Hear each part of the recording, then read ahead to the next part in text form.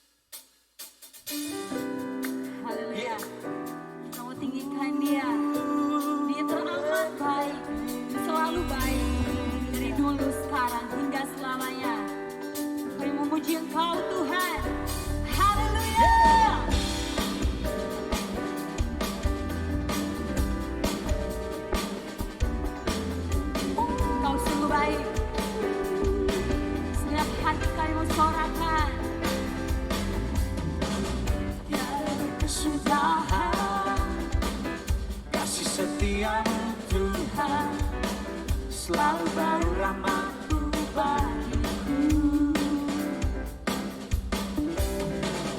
Hari berganti hari, tetap kulihat kasih-Mu, tak pernah berakhir di hidupku. Tuhan Yesus baik, sungguh amat baik, untuk selama-lamanya. Tuhan Yesus baik. Haleluya, terpuji nama-Mu Tuhan.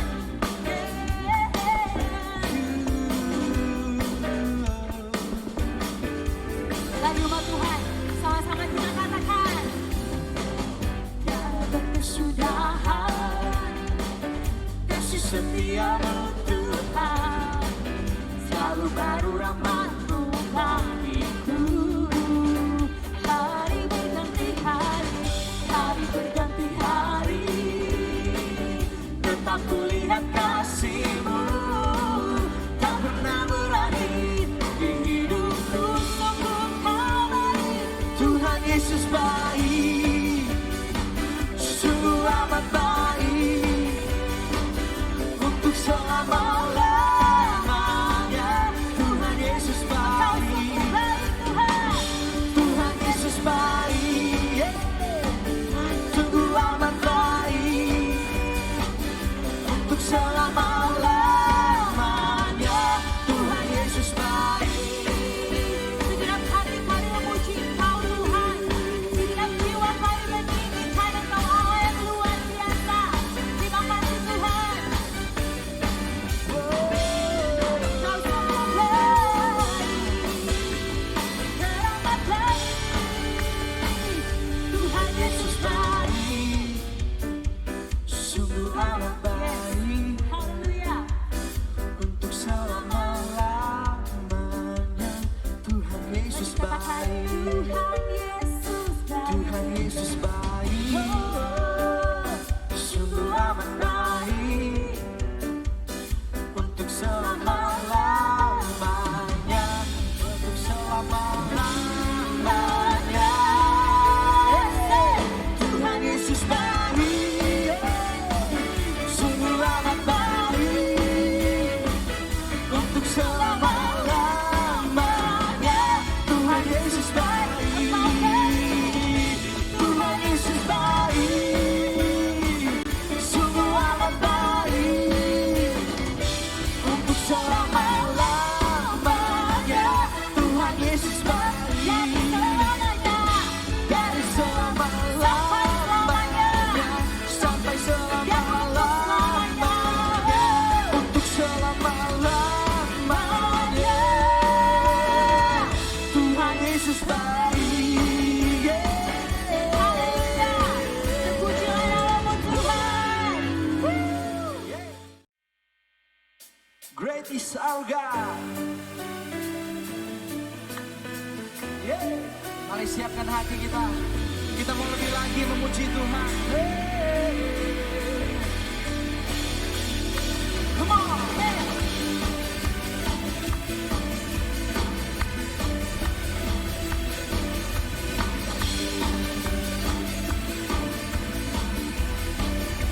Mari sama-sama. Pelukis cakrawala, merangkai jagat raya, pencipta alam semesta, pemilik kehidupan yang sanggup menyelamatkan. Dialah jalan kebenaran. Kami rindukan kuasa lawatan-Mu, kebangkitan pasti terjadi.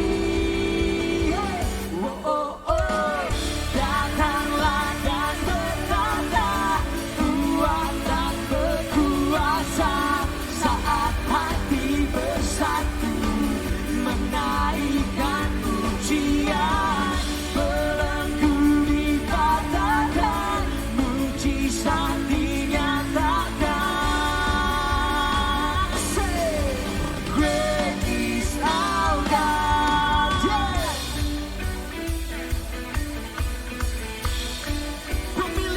kehidupan, pemilik kehidupan yang sanggup menyelamatkan. Dialah jalan kebenaran.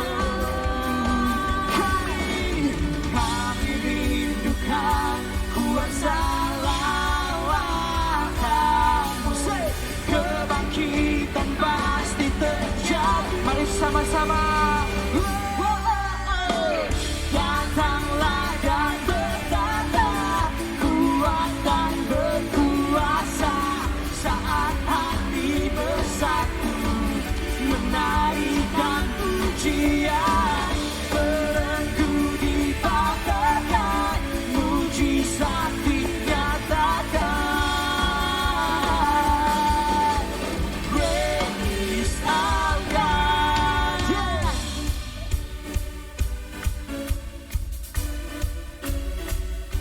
Mari kita berikan tepuk tangan untuk kemuliaan nama Tuhan. Yeah. Great is our God.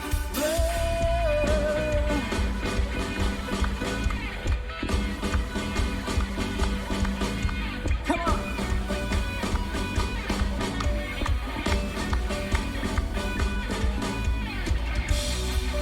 Biarlah nama-Mu yang ditinggikan di tempat ini Tuhan.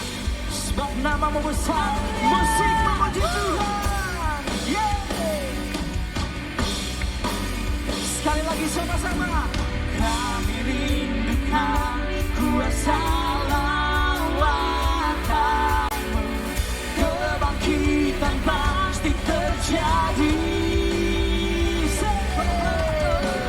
Datanglah dan bertata, kuat dan berkuasa, saat hati bersatu, menaikkan pujian, belenggu dipatahkan, mujizat dinyatakan. Great, sekali lagi katakan. Datanglah dan bertata, kuat dan berkuasa, saat hati bersatu, menaikkan pujian, belenggu dipatahkan, mujizat dinyatakan. Great is our God.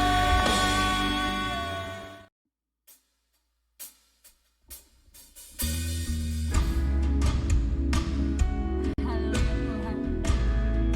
Kami siap Tuhan. Kami siap ditaburi dengan benih firman-Mu.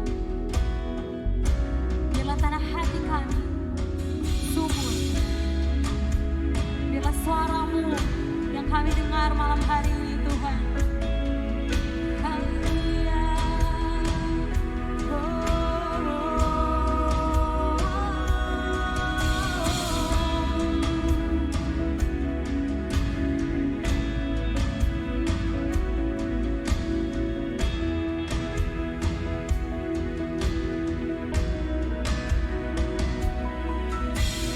Sinar kemuliaan-Mu Bapa, memenuhi sekelilingku. Rasakan hadirat-Mu, Kau tenggelamkan jiwaku. Ku ingin tetap tinggal bersama-Mu. Ku ingin tetap di sini, Menikmati baik-Mu. ku ingin tetap di sini dan memandang indah wajah-Mu.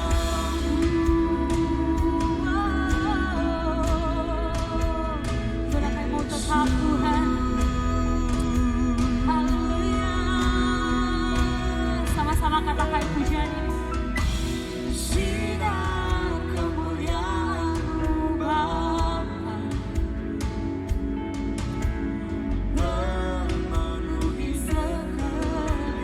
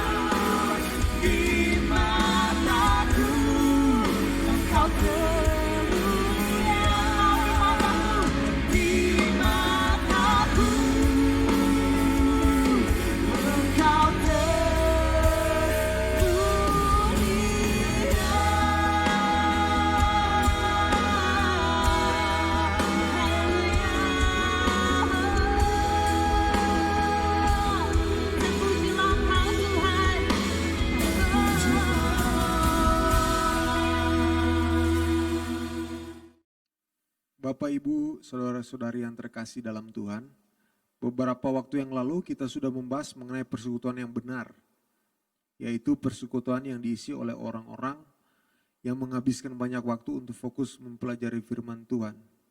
Tidak hanya itu, persekutuan yang benar adalah orang-orang juga yang hidup saling memperhatikan satu dengan yang lain. Nah, pada hari ini kita akan membahas sesuatu yang masih berhubungan atau sedikit berkaitan dengan apa yang sudah kita bahas beberapa waktu yang lalu. Pada hari ini kita akan membahas tentang pelayanan. Nah, apa sih yang dimaksud dengan pelayanan itu? Apakah kita sudah menjalani pelayanan yang benar di hadapan Tuhan selama ini? Dan apakah yang harus dicapai dari sebuah pelayanan kepada Tuhan? Kita akan membaca dalam Roma pasal yang ke-12 ayat yang ke-1. Saya akan membacakan buat Bapak, Ibu, saudara-saudari sekalian. Karena itu, saudara-saudara, demi kemurahan Allah, aku menasihatkan kamu supaya kamu mempersembahkan tubuhmu sebagai persembahan yang hidup, yang kudus dan yang berkenan kepada Allah. Itu adalah ibadahmu yang sejati. Kata pelayanan yang kita kenal saat ini, atau yang sering kita ucapkan dalam konteks gerejawi, ini diambil dari ayat ini, Bapak, Ibu, saudara-saudari sekalian. Kata ini berasal dari bahasa Yunani, latreian, yang bermakna sacred service atau pelayanan suci. Kata ini diterjemahkan oleh Lai ke dalam bahasa Indonesia di Roma 12 ayat 1 itu dengan kata ibadah. Jadi kata pelayanan yang kita kenal seperti kita menyebut kegiatan-kegiatan gereja, itu diambil dari Roma 12 ayat 1 ini. Jadi di Roma 12 ayat 1 ini ada kalimat itu adalah ibadahmu yang sejati. Nah, kata pelayanan diambil dari kata ibadah ini yang dalam bahasa aslinya adalah latria yang berarti sacred service atau pelayanan suci. Nah, sebelum lebih jauh kita membahas tentang Roma ke-12 ayat yang 1 ini, kita harus mempelajari sedikit tentang latar belakang dari kitab Roma ini. Jadi Bapak, Ibu, saudari-saudari sekalian, Roma 12 ini merupakan bagian dari surat panjang Paulus. Kitab Roma merupakan surat Paulus kepada jemaat Roma. Jadi kitab Roma ini merupakan surat yang ditulis Paulus untuk jemaat-jemaat di Roma, berisi pesan-pesan Paulus, di mana jemaat itu berada dalam kondisi yang sulit, yaitu mereka mengalami persekusi yang hebat oleh pemerintah Romawi. Jadi pemerintah Romawi ini mempersekusi mereka karena mereka menolak untuk menyembah kaisar. Jadi pemerintah Romawi ini menerapkan suatu aturan bahwa mereka harus menyembah kaisar. Tidak hanya itu, terdapat juga hal yang mempersulit jemaat Roma ini, yaitu konflik internal dalam kehidupan jemaat ini sendiri, yaitu antara orang Kristen Yahudi dan orang Kristen non-Yahudi. Jadi surat Paulus ini berisi doktrin, nasihat, dan penguatan kepada jemaat Roma yang mengalami hal-hal sulit ini, yaitu tadi yang pertama adalah persekusi dari pemerintah Romawi, dan yang kedua adalah konflik internal dalam diri orang Kristen itu sendiri, antara orang Kristen Yahudi dan orang Kristen non-Yahudi. Seperti itu Bapak, Ibu, saudara-saudari sekalian. Nah, Paulus menuliskan bahwa pelayanan yang sejati adalah ketika kita mempersembahkan tubuh kita sebagai persembahan yang hidup, yang kudus dan berkenan kepada Allah. Kalimat ini menarik. Kita akan mencermati beberapa hal dari ayat ini. Yang pertama adalah Paulus menggunakan kalimat mempersembahkan tubuh. Sangat menarik karena dia tidak menggunakan kata mempersembahkan tubuh, jiwa dan roh. Dia hanya menggunakan mempersembahkan tubuh. Kenapa Bapak, Ibu? Ini dipengaruhi dari latar belakang pemikiran Yunani. Jadi pemikiran Yunani ini mempengaruhi cara berpikir orang-orang di zaman itu, termasuk para jemaat di Roma. Nah, pemikiran mereka ini seperti ini. Jadi pemikiran orang zaman itu atau pemikiran Yunani di zaman itu, mereka berpikir bahwa tubuh itu adalah sesuatu yang jahat. Tubuh yang adalah fisik, bagian dalam fisik itu adalah jahat. Sekali lagi, dalam pemikiran orang-orang saat itu, atau pemikiran Yunani saat itu, tubuh merupakan bagian dari alam fisik yang jahat. Jadi tubuh ini dianggap jahat, daging ini jahat, alam fisik itu jahat. Sedangkan jiwa atau roh atau yang tidak kelihatan itu merupakan bagian alam metafisik yang adalah baik. Jadi mereka memisahkan bahwa alam fisik itu jahat, tubuh itu jahat karena merupakan bagian alam fisik. Sedangkan alam metafisik atau yang tidak kelihatan, batin, roh, jiwa itu adalah sesuatu yang baik. Dan hal yang kedua yang kita mau cermati, Paulus mengajak jemaat Roma untuk mempersembahkan tubuh ini sebagai ibadah yang kudus dan yang berkenan kepada Allah. Bukan hanya mempersembahkan dengan cara yang tidak jelas, tapi Paulus mengatakan syaratnya bahwa mereka harus mempersembahkan tubuh sebagai ibadah yang hidup, kudus dan berkenan kepada Allah. Pada masa itu jemaat Roma diperhadapkan pada keharusan untuk menyembah kaisar. Saya sudah mengatakannya di awal tadi Bapak Ibu Saudara-saudari sekalian. Bukan hanya itu, ada juga praktek-praktek penyembahan dewa-dewa yang syarat dengan perilaku amoral. Nah, jika mereka tidak melakukannya, mereka akan menerima persekusi seperti yang mereka alami saat itu. Mereka akan dicabut hak hidupnya dan mereka akan mengalami kesulitan hidup. Nah, Paulus mengingatkan jemaat itu untuk bertanda dengan mereka. Mereka jangan melakukan ibadah, yaitu mempersembahkan tubuh dengan cemar, yaitu mencemarkan diri mereka dengan penyembahan-penyembahan kepada kaisar, kepada dewa-dewa. Paulus mengingatkan kepada jemaat bahwa mereka harus tetap mempertahankan kemurnian ibadah mereka kepada Tuhan. Nah, berbicara tentang dalam konteks kekristenan saat ini, banyak orang Kristen berpikir bahwa pelayanan adalah kegiatan yang berkaitan dengan organisasi gereja saja. Sedangkan yang di luar organisasi gereja itu bukan pelayanan bagi mereka. Nah, hal ini menyebabkan ada dualisme dalam kehidupan orang Kristen seperti ini. Di mana ada hal rohani, ada hal yang non rohani. Jadi kalau kegiatan-kegiatan gereja itu dianggap hal yang rohani. Ketika kita berkhotbah, ketika kita WL, kita singers, kita melakukan kegiatan-kegiatan organisasi gereja, itu dianggap sebagai hal yang rohani. Sedangkan ketika kita berada di luar gereja, ketika kita sekolah, ketika kita ada di masyarakat, ketika kita dalam dunia pekerjaan kita, itu dianggap sebagai hal yang tidak rohani atau yang kita kenal dengan sekuler. Nah, ini mirip dengan konsep yang dimiliki oleh orang-orang di zaman ketika Paulus menulis surat Roma ini. Mereka berpikir bahwa tubuh yang adalah alam fisik adalah jahat, sedangkan roh, jiwa yang tidak kelihatan itu dianggap baik. Sama seperti kita menganggap ketika kita berada di gereja, kita melakukan kegiatan gereja, itu adalah orang rohani. Sedangkan ketika kita di luar, kita menganggap itu adalah hal yang sekuler atau yang tidak rohani. Di sini orang berpikir bahwa kegiatan pelayanan di gereja, kegiatan di gereja itu lebih bernilai dibanding kegiatan di luar gereja seperti itu Bapak Ibu, Saudara-saudari sekalian. Melalui Roma 12 ayat 1 ini, Tuhan mau mengajar kita bahwa pelayanan itu merupakan seluruh hidup.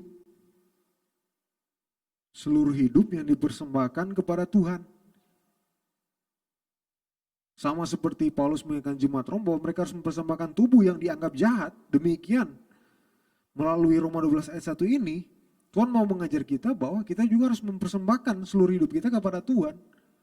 Baik hal-hal dalam konteks lingkungan gereja maupun dalam konteks yang kita anggap sekuler tadi, yaitu di luar lingkungan gereja.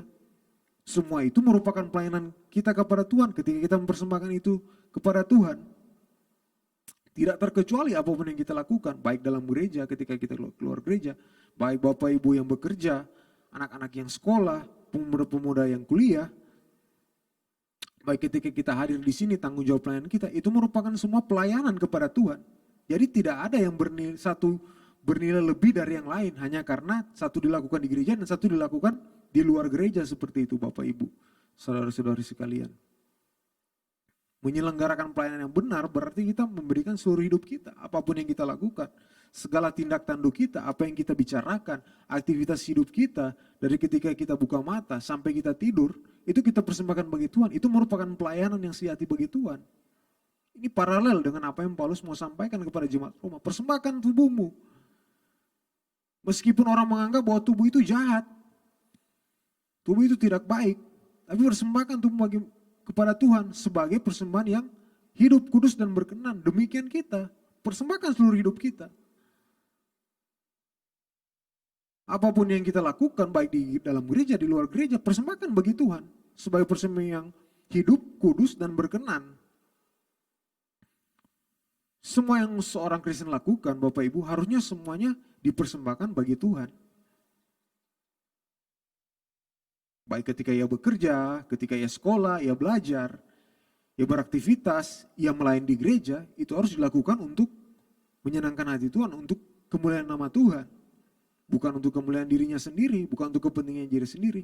Itulah baru ditamakan dengan pelayanan. Nah, orang-orang Kristen seperti tadi yang memberlakukan dualisme dalam hidupnya. Mereka di dalam gereja, mereka mengatur hidup mereka sehingga terlihat baik. Tapi begitu mereka keluar di gereja, mereka hidup sembarangan. Mereka sama seperti dunia ini, tidak beda dengan orang dunia. Jadi di gereja jadi malaikat, di luar gereja jadi setan. Tidak seperti itu harusnya orang Kristen yang benar, Bapak Ibu Saudara-saudari sekalian. Untuk itu, maka seorang Kristen harus memiliki filosofi hidup yang dibangun oleh kebenaran firman Tuhan. Sehingga ia bisa menyelenggarakan hidupnya seutuhnya sebagai sebuah pelayanan. Jadi orang Kristen itu harus memiliki filosofi hidup yang dibangun oleh kebenaran firman Tuhan. Baru dia bisa menyelenggarakan seluruh hidupnya sebagai persembahan atau sebagai pelayanan atau sebagai ibadah kepada Tuhan. Inilah yang dimaksud oleh Paulus ketika dia mengatakan bahwa persembahkanlah tubuhmu sebagai persembahan yang kudus, hidup, dan yang berkenan kepada Allah. Demikian filosofi hidup kita sebagai orang Kristen tidak boleh dicemari oleh pengaruh dunia. Sama seperti jemaat Roma yang Paulus mau mereka tidak mencemari kehidupan kekristenan mereka dengan penyembahan berhala, penyembahan kepada kaisar, penyembahan kepada dewa-dewa. Demikian melalui Roma 12 ayat 1 ini Tuhan mau mengajar kita untuk kita memiliki filosofi hidup yang tidak dicemari oleh pengaruh dunia sama sekali. Jika jemaat Roma seperti yang sudah saya sebutkan diperhadapkan terhadap penyembahan kaisar, penyembahan dewa-dewa, maka kita kini diperhadapkan dengan percintaan dunia. Kita diperhadapkan dengan materialisme, kita diperhadapkan dengan hedonisme, kita diperhadapkan di mana kesempatan manusia mengejar kepuasan dirinya maksimal dengan meraih sebanyak-banyaknya apapun fasilitas yang dunia tawarkan. Ini kita bisa lihat di sekitar kita. Orang mengejar kepuasan maksimal, mereka bekerja, mereka mencari uang untuk mencari kebahagiaan, untuk memuaskan apa yang menjadi keinginan hati mereka. Padahal keinginan hati mereka itu terus bergerak. Keinginan hati mereka tidak bisa terpuaskan. Demikian kita sebagai orang Kristen jangan kita cemar dengan filosofi hidup seperti itu. Kita jangan cemar dengan percintaan dunia, kita jangan terikat dengan materialisme. Kita jangan terikat kepada hedonisme, yaitu menikmati dunia dan segala kesenangannya. Kita jangan terikat kepada pengejaran akan kepuasan diri yang nyatanya tidak terbatas. Itu Bapak Ibu Saudara-saudari sekalian. Nah makanya di ayat selanjutnya di Roma ke-12 ayat 2, Paulus berkata bahwa janganlah kamu menjadi serupa dengan dunia ini, tetapi berubahlah oleh pembaruan budimu. Sehingga kamu dapat membedakan mana kehendak Allah, apa yang baik, yang berkenan kepada Allah dan yang sempurna. Nah Paulus mengingatkan bahwa jika kita tidak mau menjadi serupa dengan dunia ini atau tercemar dengan filosofi dunia ini, kita harus berubah pembaruan budi kita. Pembaruan budi yang dimaksud adalah filosofi hidup. Seperti yang saya utarakan tadi bahwa filosofi hidup yang dibangun oleh kebenaran firman Tuhan yang harus kita miliki sebagai orang Kristen sehingga kita bisa menyelenggarakan kehidupan seutuhnya sebagai sebuah pelayanan, sebagai sebuah ibadah. Dengan demikian, kita sebagai orang Kristen mau tidak mau dan sebuah keharusan bahwa kita harus mengubah paradigma kita dengan kebenaran firman Tuhan. Caranya bagaimana? Yaitu bertekun dengan pengajaran firman Tuhan seperti yang sudah kita bahas beberapa waktu yang lalu. Itulah tujuan kita bersekutu. Bagaimana kita mengubah paradigma kita? Yaitu dengan cara kita bertekun menggali kebenaran firman Tuhan yang terdapat dalam Alkitab. Serta setiap hari kita membangun kehidupan yang bersekutu dengan Allah dan orang percaya secara konkret. Makin hari, jika kita melakukan hal ini, pastilah kita akan makin memahami kehendak Allah. Apa yang baik, apa yang berkenan, yang sempurna. Sehingga hidup kita memang berbeda dari dunia ini. Kita di gereja, kita di luar gereja, kehidupan kita sama. Sama-sama hidup berkenan di hadapan Tuhan. Dan hidup kita ini bisa kita persembahkan kepada Tuhan sebagai kehidupan yang tidak tercemar oleh filosofi dunia yang saya sudah utarakan tadi. Tidak tercemar oleh filosofi dunia yang materialisme, yang hedonisme, filosofi yang mengejar kepuasan diri sendiri. Demikian kita bisa menjadi orang-orang Kristen yang melayani Tuhan dengan benar sepanjang hidup kita, 24 jam. Demikian firman Tuhan, Bapak Ibu Saudara-saudari sekalian, kiranya firman Tuhan ini dapat memberikan pencerahan kepada kita. Bukan hanya kita menjadi pendengar, tapi kita menjadi pelaku firman. Hidup kita semakin diubahkan, kita semakin tidak serupa dengan dunia ini, kita makin serupa dengan Kristus. Amin. Mari kita satu dalam doa. Bapa, terima kasih buat kebenaran firman-Mu. Kami sudah belajar tentang pelayanan yang sejati, yaitu kami harus mempersembahkan tubuh kami sebagai persembahan yang hidup, kudus dan berkenan kepadamu. Yaitu kami mempersembahkan seluruh aktivitas hidup kami, baik di dalam maupun di luar gereja kepadamu, demi kemuliaan nama-Mu, demi kepentingan-Mu Bapa. Terima kasih Bapa, mereka kebenaran firman-Mu dalam hati kami. Mohon Roh Kudus-Mu untuk menuntun kami kepada seluruh kebenaran.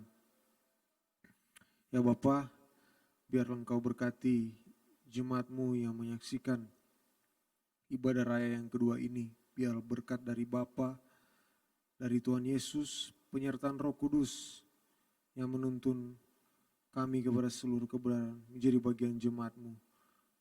Mulai hari ini sampai selama-lamanya, sampai di langit baru dan bumi yang baru.